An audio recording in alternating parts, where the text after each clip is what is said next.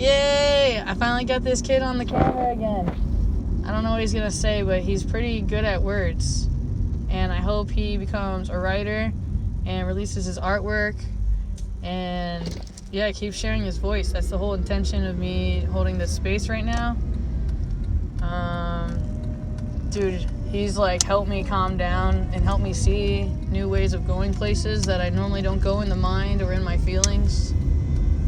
And I'm thankful to be able to laugh and cry with this person and be my whole heart instead of half-hearted and fake and jabroni and being a heel all the time. You know, I could actually be my face where I'm not going to be afraid to get punched in the face because he's going to respect and love the God that is like living on inside of me, through me, as me, watching everything, learning everything through me. You know, if we all are like God's children, then it's the I am that I am. Right? Because God's name is I am. There's many names, kind of like Voldemort. That's why a lot of people like feel like they're allergic to the word God. That's how I actually originally started getting comfortable with saying God, because I told someone of the Christian faith that I was afraid to say God's name, and she spit a scripture at me, and it was talking about how God will like eliminate you and not count you on the list. Basically, if you're like embarrassed by him, he's going to be embarrassed by you. And then I was like, oh my God. And then I learned the hard way that the way sometimes that I show God or the world love is by loving myself, because unless I take care of me, I'm going to hurt people with my suffering, right? Until I fix my cells, my feelings, my way that I have built my life. It's been really traumatic. It has, but I guess God in me has made me strong, where I can see and have people like Christian in my life so that I can like see things straight and hear things like God's voice in other languages that I can't normally see, know, and understand unless these people open their hearts and their mouths and their spirits unto me. So people don't realize how much of a gift it is to be able to speak, how much of a gift it is to be able to hear. But I believe that God only gave us the gift of speech and feeling so that we can communicate with him clearly still, so he's never that far away from each one of us, because he knows each hair on our head. And we know that our hair is an extension of our nervous system, which is why they made the Indians shave their heads, because they knew that they had a nice inner compass that helped lead them the way. So they did experiments on them where they shaved their heads and suddenly they couldn't see straight anymore. And the women also have the hypersensibilities, so that's why in all the religious texts or in all the things like Holocaust, that they shave off the hair of the women because it's an extension of their nervous system. And yeah, if you're thinking bad thoughts and you're putting out negative energy, what do you think kind of magic that's creating? You can only get what you create and what you reflect out. If you're a little powerful fallen angel who has the powers for good and evil, what are you using your powers for? Are you using your skills and your wisdom to help the world grow or to kill it? I'll admit, I've been kind of hurting myself and others on accident.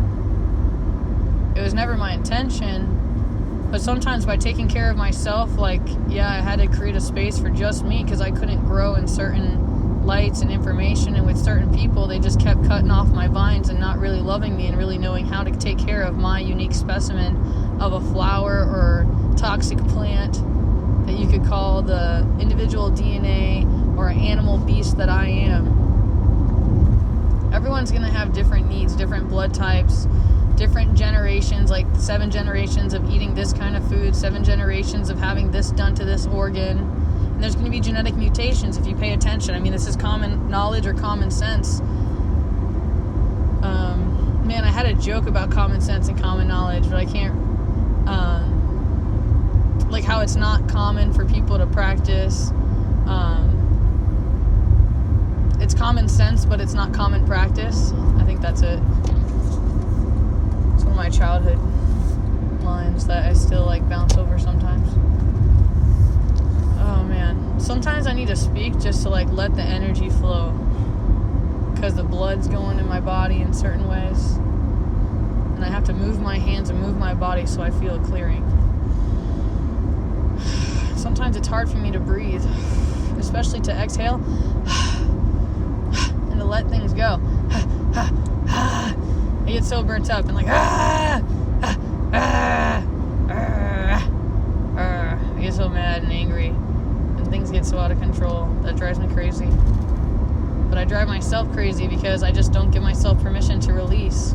I don't speak. I don't express. I suppress. And then I go upset at myself because I never expressed myself. I never let it out.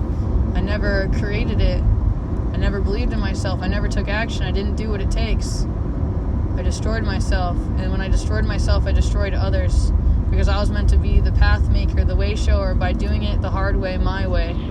I got to give a shout out to KarenNeverland.com. Yeah, that girl, dude, she helped me heal so much. And she taught me that lesson that I keep repeating over and over again. I'll never stop teaching it in all of my videos. I'm sorry if I forget sometimes to promo her every single time that lesson steps through. But it comes up over and over and over again until I actually fully heal and process that. You know, I scare a lot of healers because I'm kind of like a draconian princess mixed with like a Hopi Indian princess and like Cleopatra. I mean, we could give it a bunch of names to try to like judge and narrate who Trina is. But the truth is Trina's just Trina.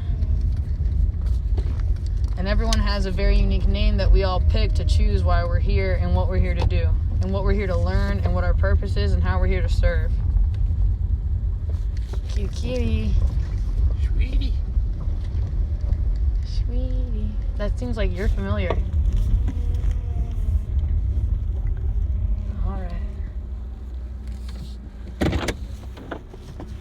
No words? No words?